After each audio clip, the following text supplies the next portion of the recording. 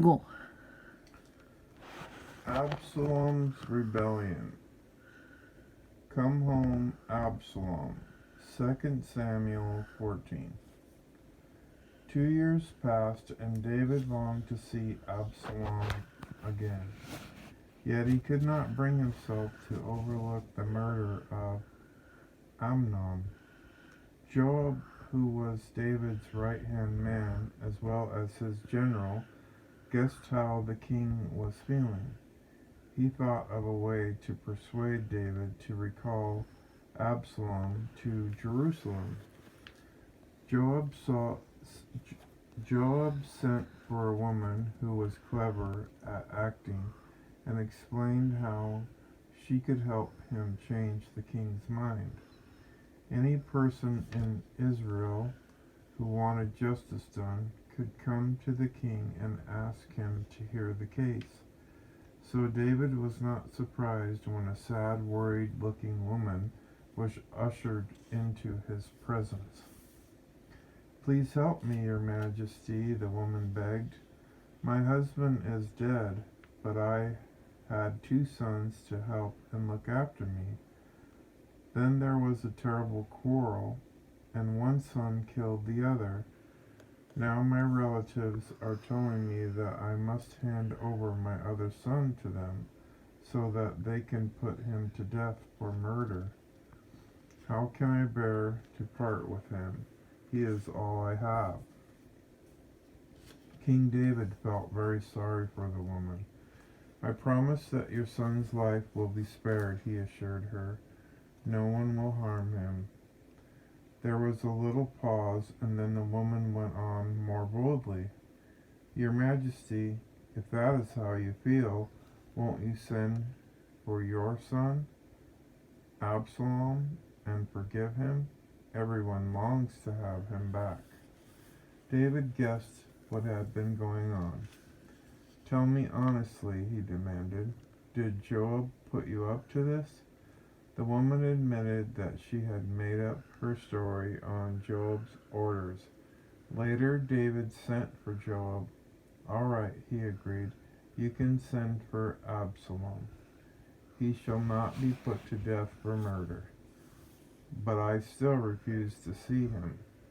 Joab sent for Absalom, and he returned to Jerusalem, where he lived in his own house.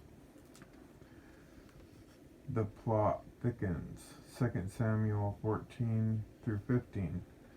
Absalom was glad to be back in Jerusalem. He had big plans for the future.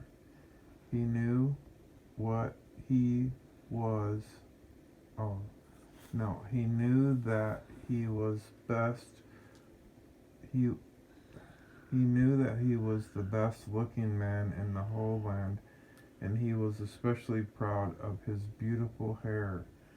He had it cut only once a year, and he thought it worth its weight in gold. He could imagine himself dressed in royal robes and with all the power of a king. But while his father refused to receive him at court, he could not hope to be chosen as his successor. He waited 2 years for David to relent, then sent angrily for Joab. "What is the good of living in Jerusalem if the king won't see me?" he asked bitterly. "He might as well put me to death at once, if that's what he thinks I deserve." Joab repeated Absalom's words to the king. "I will see him," David agreed. Absalom bowed low to the king, but David kissed his son affectionately, and the news soon spread that David was friends with Absalom again. "Who knows," the people began saying, "Absalom might be the next king." Absalom badly wanted to be king, but he was not sure that he wanted to wait until his father died.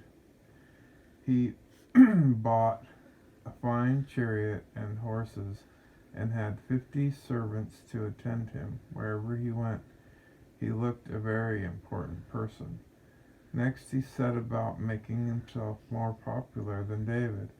Every morning he stood at the city gate and stopped everyone who came wanting an audience with the king. He talked to them kindly, asked their names, and finding out their problems. Then he would say in a friendly way, "You are clearly in the right, and you deserve to have justice done. But the king will be far too busy to bother with you. If only he would appoint me as a judge." People began to think what a good king Absalom would make. He was such a friendly person and so fair. How good looking, too. For 4 years Absalom set himself to win the love of the people. Then, when he thought the time was ripe, he went to Hebron, once David's capital city, and planned to raise an army. He sent secret messengers to the leaders of all Israel's tribes, saying, "When you hear the trumpets sound, shout, 'Absalom is king.'" And we'll end there. Word of God, word of life, thanks be to God.